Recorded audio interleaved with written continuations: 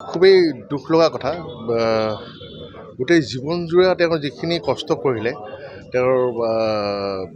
আজি গৰিমা গাৰ্গে লিগেলি কোৰ্টৰ পৰা ডকুমেণ্টছ পাইছে যে জুবিন গাৰ্গৰ যিখিনি ধন এতিয়া বেংকত আছে সেই ধনখিনি তেওঁ খৰচ কৰি পাব আৰু তেওঁৰ এতিয়া অধিকাৰ পাইছে আৰু সেই ধনৰ সংখ্যাটো খুবেই দুখ লগা মাত্ৰ 9,63,000 এমাউণ্টৰ এটা ধন আছে তাৰ সলনি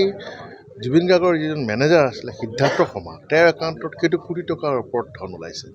গতিকে সেইটো এটা খুব আচৰিত ঘটনা আৰু সেইকাৰণে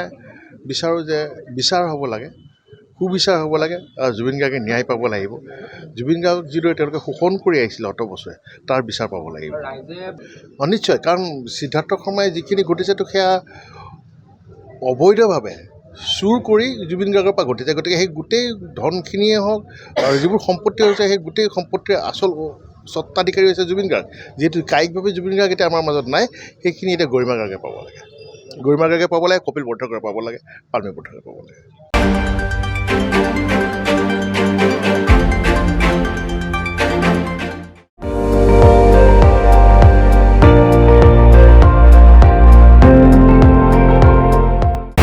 আপুনি চাই আছে ND24 সৰ্বশ্ৰেষ্ঠ নহয় সৰ্বোত্তমৰ দৌৰত